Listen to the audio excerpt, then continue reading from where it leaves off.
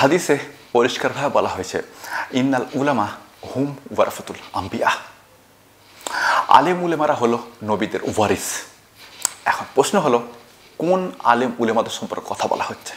এখানে কি সাধারণ আলেম উলেমাদের সম্পর্কে কথা বলা হচ্ছে, নাকি আহলে বায়েতের ধারা অনুযায়ী যারা আলেম উলেমা, যারা পীর ফকির অলি আউলিয়া, এখানে তাদের সম্পর্কে কথা বলা হচ্ছে?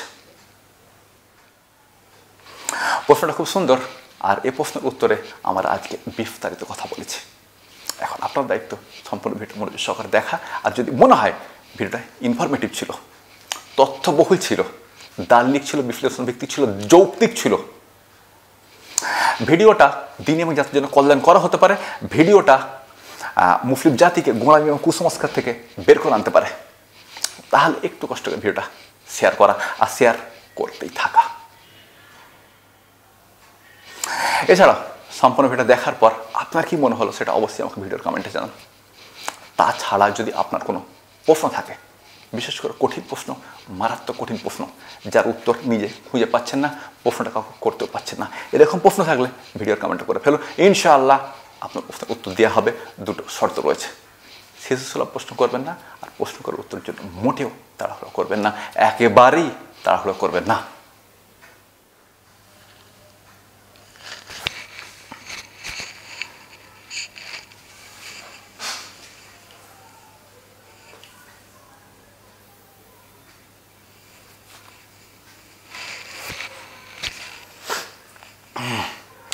আসসালামু আলাইকুম। আমাদের একজন ভাই খুবই সুন্দর একটা প্রশ্ন পাঠিয়েছেন। ভাই বলেছেন আসসালামু আলাইকুম। ওয়ালাইকুম আসসালাম। তারপর ভাই বলেছেন যে হাদিসে আছে আল উলামা ওয়ারাসাতুল আম্বিয়া। এখন এটা কাদের সম্পর্কে বলা হয়েছে? এটা কি সাধারণ আলেম উলেমাদের সম্পর্কে বলা হয়েছে, নাকি আহলে বাইতের ধারা অনুযায়ী যারা অলি আউলিয়া তাদের সম্পর্কে বলা হয়েছে? আপনার প্রশ্ন খুবই সুন্দর, আশা করা যায় উত্তরটা খুব সুন্দর হবে, কিন্তু উত্তরটা হয়তো আপনার পছন্দ হবে না। কেননা মানুষের একটা স্বভাব আছে, মানুষ সত্য পছন্দ করে না যখন সেটা তার মতামতের বিরুদ্ধে যায়। মানুষ ওই সত্যটাকে পছন্দ করে না যেটা তার বিরুদ্ধে যায়। যদিও সাধারণভাবে মানুষ এটা ঢং করে যে আমি তো সত্যবাদী এবং সত্যকে পছন্দ করি। পবিত্র কোরআনে এই মর্মে কমপক্ষে দুটো আয়াত রয়েছে, এবং দুটো আয়াতে খুব সুন্দর। পবিত্র কোরআনে 23 নম্বর সূরা মুমিনুন আয়াত নম্বর 70, আর এই একই বক্তব্যটা রিপিট হয়েছে 43 নম্বর সূরা আয়াত নম্বর 78-এ, যেখানে আল্লাহ সুবহানাহু ওয়া তাআলা বলছেন যে ওয়াকসারহুম লিল হাক্কি কারিহুন। বেশিরভাগ মানুষই সত্যকে পছন্দ করে না, অথবা বেশিরভাগ মানুষই সত্যকে অপছন্দ করে। যাক ভাই, আপনার প্রশ্নের উত্তর আসবো, তার আগে একটু সংশোধন করে দিতে চাইব। আপনি যে উদ্ধৃতিটা করেছেন এটা একটুখানি ভুল রয়েছে। প্রশ্ন হবে তাহলে সঠিকটা কি? আপনি বলেছেন আল উলামা ওয়ারাসাতুল আম্বিয়া, সঠিক উদ্ধৃতি হবে ইন্নাল উলামা হুম ওয়ারাসাতুল আম্বিয়া। এখন হাদিসটা আপনার স্ক্রিনে, এটা ইবনে মাজাহ হাদিস নাম্বার 223, কিতাবুল ইলম। যাই হোক, আপনি মনে হয় হাদিসটা দেখে নিয়েছেন।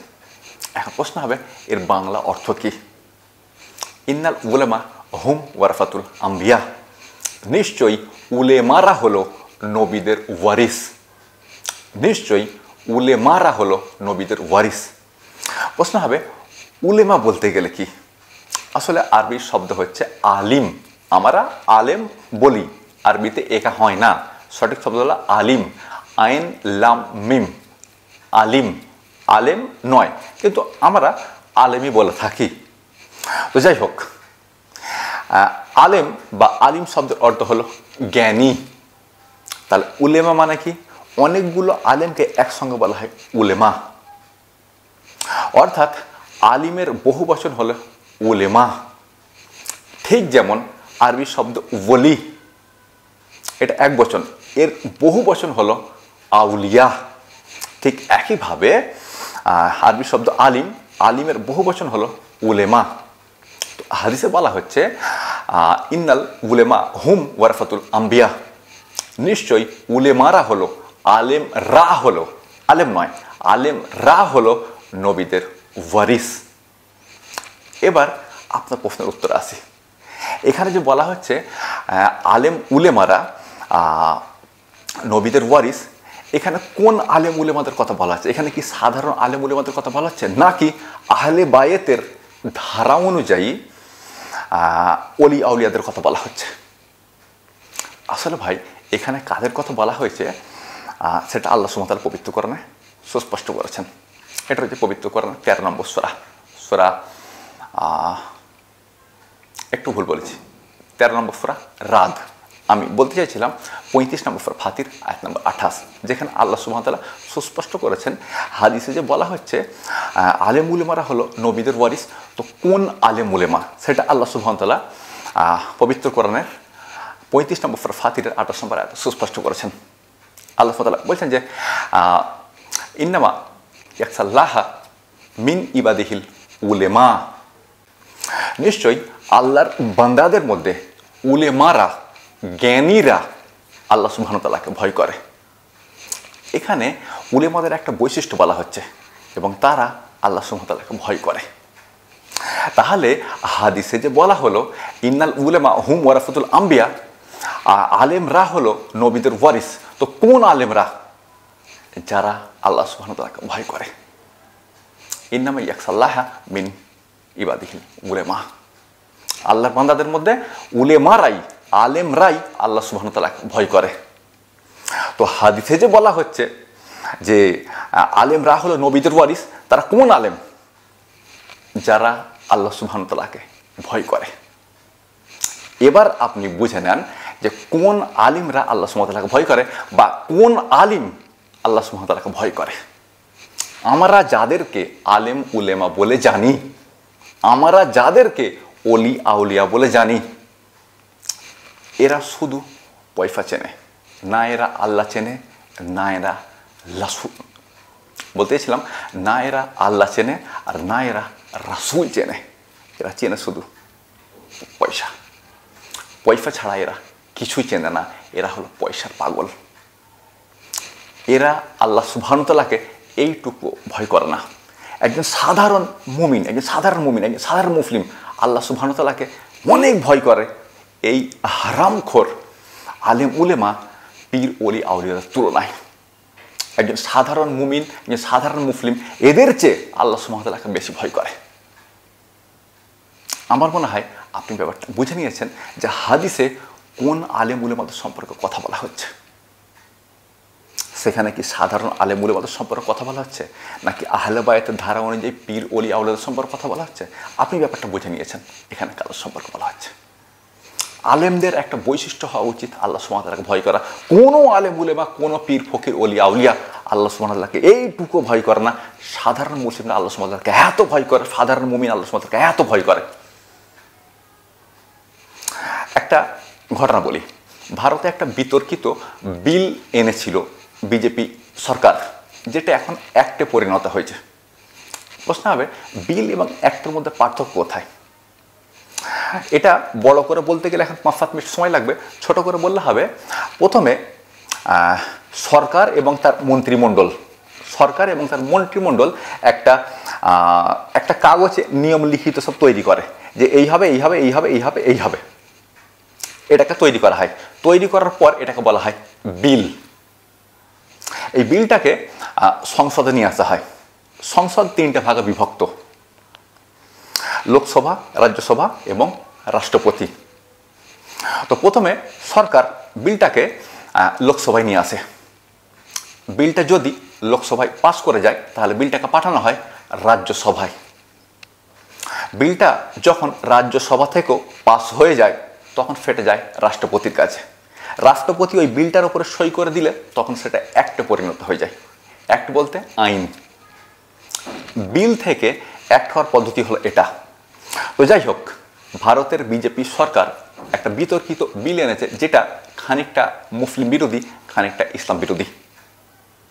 সেটার নাম হলো ওয়াকফ বিল, যেটা এখন আইনে পরিণত হয়েছে। এখন তার নাম ওয়াকফ অ্যাক্ট 2025।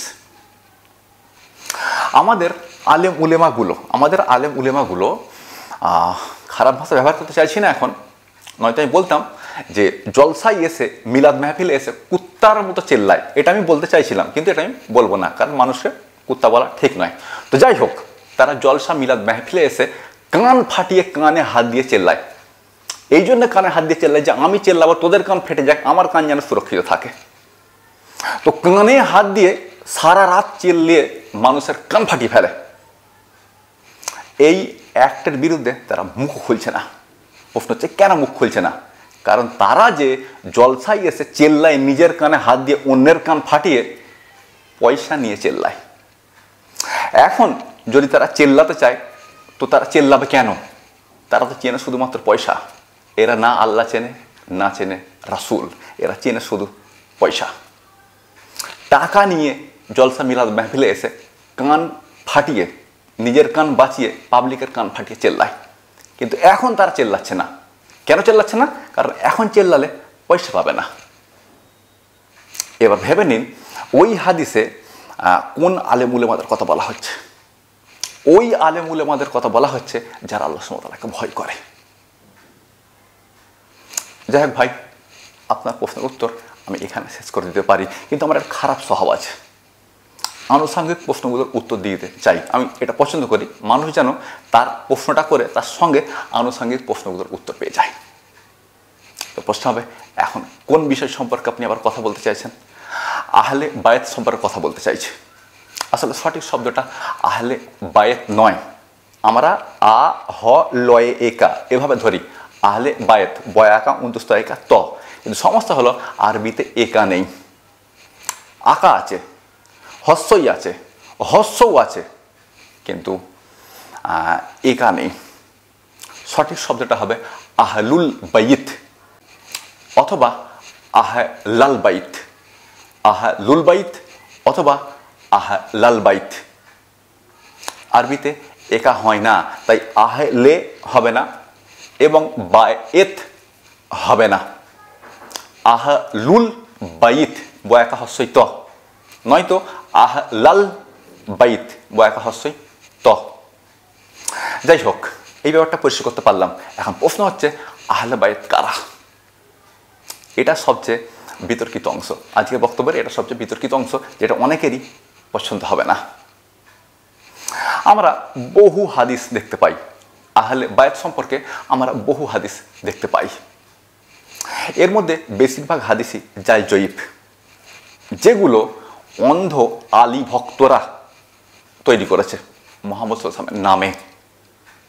তো যাই হোক, আমরা সেদিকে যাচ্ছি না, পবিত্র কোরআন থেকে উত্তরটা দেওয়ার চেষ্টা করছি, কারণ পবিত্র কোরআনে তার বিতর্ক নেই। হাদিসে বিতর্ক থাকতে পারে, কিন্তু পবিত্র কোরআনে বিতর্ক নেই, এই জন্য উত্তরটা পবিত্র কোরআন থেকে দেওয়ার চেষ্টা করছি। পবিত্র কোরআনে দুবার আহলাল বাইত শব্দের ব্যবহার করা হয়েছে। পবিত্র কোরআনে দুবার আহলাল বাইত শব্দের ব্যবহার করা হয়েছে।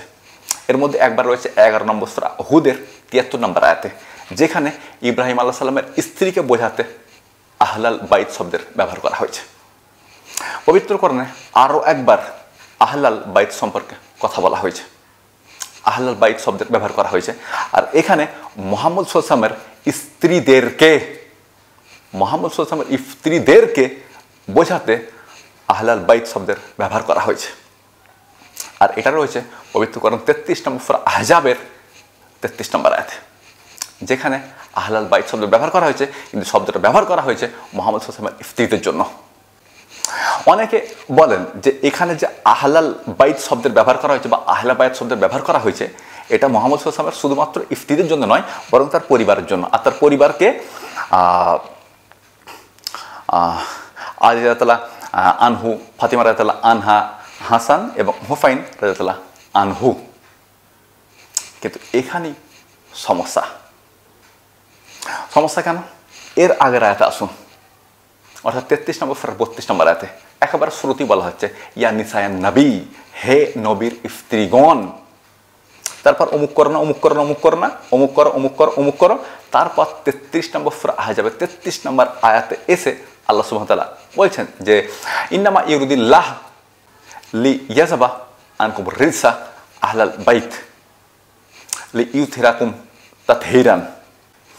আল্লাহ সুবহানাহু ওয়া তাআলা আহলে বাইতদের, নবীর স্ত্রীদের মধ্য থেকে সমস্ত ধরনের অপবিত্রতা দূর করতে চান এবং তাদেরকে মারাত্মক লেভেলের পবিত্র করতে চান। লি ইউথিরাকুম তাতহীরান, তাদেরকে মারাত্মক লেভেলের পবিত্র করতে চান। তো ভাই, এই হচ্ছে আহলে বাইতের কাহিনী। দু জায়গাতেই স্ত্রীদেরকে উদ্দেশ্য করে আহলে বাইত শব্দ ব্যবহার করা হয়েছে, একবার ইব্রাহিম আলাইহিস সালামের স্ত্রীকে উদ্দেশ্য করে আর একবার মুহাম্মদ সাল্লাল্লাহু আলাইহি ওয়াসাল্লামের স্ত্রীকে উদ্দেশ্য করে।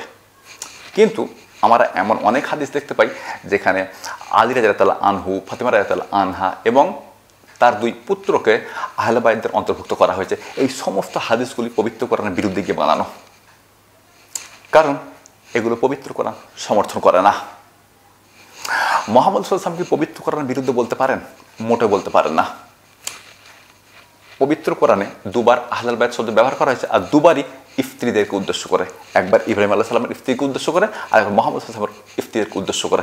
এখন কি মুহাম্মদ সাল্লাল্লাহু আলাইহি ওয়াসাল্লাম তার স্ত্রীদেরকে সাইড করে দিয়ে আলী রাদিয়াল্লাহু আনহু, ফাতিমা রাদিয়াল্লাহু আনহা, হাসান এবং হুসেন রাদিয়াল্লাহু আনহুমাদেরকে আহলে বাইত বলে গণ্য করে নেবেন? মানে এমনটা কি সম্ভব? তিনি স্ত্রীকে বাদ দিয়ে দেবেন আর এদেরকে আহলে বাইত বলে গণ্য করে নেবেন? মানে এমনটা কি সম্ভব? তো এই প্রশ্নের উত্তর হলো এটা মোটেও সম্ভব নয়। প্রশ্ন হচ্ছে কেন সম্ভব নয়? তো এর উত্তরটা রয়েছে পবিত্র কোরআনের 45 নম্বর সূরা জাসিয়ার 18 নম্বর আয়াতে। তো কি বলা হচ্ছে ওখানে? আল্লাহ সুবহানাহু ওয়া তাআলা বলছেন যে সুম্মা জান্নাকা আলা সিরাতিন মিনাল আমরি ফাত্তাবিহা ওয়ালা তাত্তাবি আহাল্লাযিনা লা ইয়ালামুন। আল্লাহ সুবহানাহু ওয়া তাআলা বলছেন যে আমরা আপনাকে শরীয়তের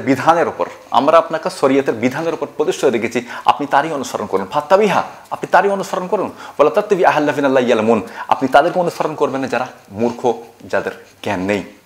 আল্লাহ সুবহানাহু ওয়া তাআলা বলছেন যে সুম্মা জাআলনাকা আলা সিরাতিন মিনাল আমরি, আমরা আপনাকে শরীয়তের বিধানের উপর প্রতিষ্ঠিত রেখেছি। মুহাম্মদ সাল্লাল্লাহু আলাইহি ওয়াসাল্লাম শরীয়তের বিধানের উপর প্রতিষ্ঠিত ছিলেন, তিনি কিভাবে পবিত্র কোরআনের বিরুদ্ধে বলতে পারেন? একবার মা আয়েশা রাদিয়াল্লাহু আনহাকে জিজ্ঞেস করা হলো, এটা হচ্ছে সহিহ মুসলিম হাদিস নাম্বার 746, এটা আন্তর্জাতিক নাম্বার। মানে ইসলামিক ফাউন্ডেশনের সঙ্গে, বাংলাদেশের ইসলামিক ফাউন্ডেশনের সঙ্গে এই হাদিস নাম্বার মিলবে না, বা ইসলামিক সেন্টারের সঙ্গে এই হাদিস নাম্বার মিলবে না, বা তাওহীদ প্রকাশনীর সহিহ মুসলিমের সঙ্গে এই হাদিস নাম্বার মিলবে না। এটা আন্তর্জাতিক নাম্বার। যদি গুগলে চেক করতে যান তো সেখানে গিয়ে লিখবেন সহিহ মুসলিম হাদিস 746 আন্তর্জাতিক নাম্বার, তাহলে হাদিসটা সামনে পাবেন। হাদিস একাডেমির সঙ্গে হাদিসটা খানিকটা মিলে যাবে। আচ্ছা, আপনি কি বুঝতে পারছেন আমি কতটা পড়াশোনা করি?